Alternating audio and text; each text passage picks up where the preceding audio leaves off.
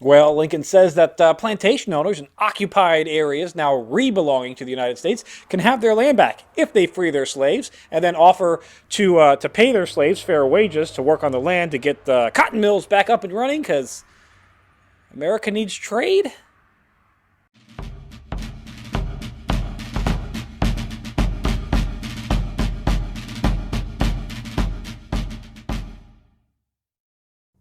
Hello and welcome to Civil War in Hindsight. I'm Lieutenant Tommy. With me, as always, is Prospector Johnny. And Johnny, buckle up for a boring week. Ah, well, all right. Used to that. Yeah, It's been a whole lot of not much going on, but yeah, over the last I can't decide if that's a good thing or a bad thing, but solid 2 months, there's been nothing going on. Yeah, well. Just a couple of hundred people dying here and there, every once in a while. Yeah. That's it. So the week's going to open up. We only had like the couple thousand people die over the past couple months, like 4 weeks, whatever. Yeah, I mean, probably not even that many. Probably So more like a nothing. couple hundred. Probably more like a couple hundred. Nothing. Yeah, basically. Nothing. This week is going to open up, Johnny, with Rosecrans officially taking over the Department of Missouri from General Schofield. Rosecrans, if you remember, totally screwed the pooch at the Chattanooga, Chickamauga area and got ousted from command. And I guess as punishment was sent to Missouri. Yeah, give her a raid, shuffle the deck a little bit. Shuffle the deck. In addition to the news of the new pro-union government in Arkansas, they have appointed Isaac Murphy as their new governor, pending an election. So he's interim governor until they can actually sit down and have votes, where he's going to be the only governor person on the ballot. Well, then hopefully he wins. And in light of that news, Lincoln states that he will not put in place a military governor of Arkansas. Since we don't need one, we got a elected Perfect. governor. Yeah, he's fine. Like the people have spoken. Yes, sure. And they've made it clear who they want as governor. Yep. Got 37 votes for this guy. On the 23rd, it appears plans for reconstruction are moving forward as Lincoln has approved a policy where plantation owners can return to their land if they take a vow of oath of loyalty to the Union, but they also have to free their slaves and then offer their slaves employment with fair compensation. Oh. So that way they can get back onto the land, get back to work, and get back to making all the valuable goods that we need for trade elsewhere.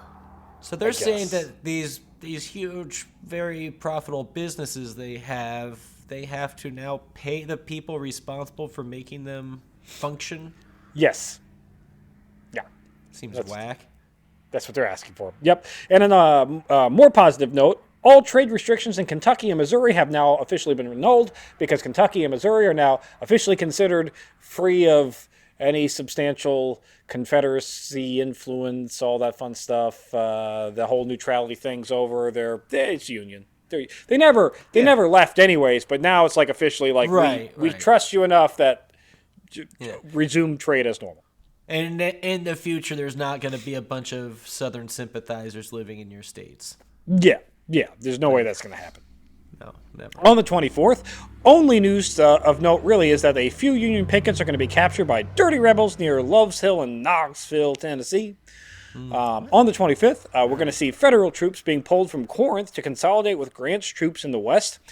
In Charleston, the shelling has become such a commonplace that the Courier reports, the newspaper reports, that the whizzing, and I quote here, the whizzing of shells overhead has become a matter of little interest as to excite scarcely any attention from passersby. They're just going about their normal business as cannon rounds are like, Jesus Christ, it's like an annoying bird. Or like when all those cicadas come out, it's just a hum going. They're just used to it now. Who cares? On the 26th, Lincoln is going to approve new trade regulations with former Confederate territories in an effort to resume more normal commerce and maybe help the starving farmers in said areas actually get food. So this is starting to sound like we're wrapping up the war and like starting to figure out ways to bring them back in. Yeah, it legitimately sounds like we're like, all right, wrap it up, boys, we're done. Laying the groundwork at least to say, hey guys, this is probably coming to a head here, and we're gonna have to figure something out. So that's good. I mean, that's good. That's what I mean, to be want, fair, right? the Confederacy's cut in half. You've got Confederate governors calling for peace. You've got mass Yeah. desertion in the Confederacy. You've got the population that's starving and uprising. I mean, there's uprisings going on in Mississippi with the civilian population down there. It literally seems like it's over because I mean we've not even engaged in a major battle really since we took back over Chattanooga and Lookout Mountain, all that stuff. We broke out of that siege. We haven't had a substantial battle since then. That was November. Yeah. I mean, shit. Yeah, that's been last months. year. Last year. Hey, a year. The 27th, Johnny, it's going to see some minor skirmishing near Kelly's Ford. Again, it's one of those areas that always seems to have some shots getting fired at it.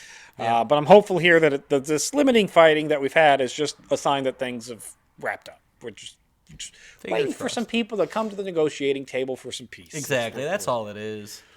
And Johnny, the week is going to end on the 28th with a very, very big whimper. And I mean whimper, I mean a few shots were fired at Dallas, Arkansas, and that's about it. And by a few shots, I mean this is literally just a couple of board soldiers like, is this loaded? Like shot a squirrel in a tree over somebody and like pretty much. Yeah. Bet you I can knock that branch down onto their tent. Deal. That's it for this week in Civil War in Hindsight. If you enjoyed Civil War in Hindsight, check out Historic Hindsight. We talk about all kinds of fun things, like former presidents of these United States and what made them not so great human beings, or about one of the many land disputes that existed between Canada and the United States.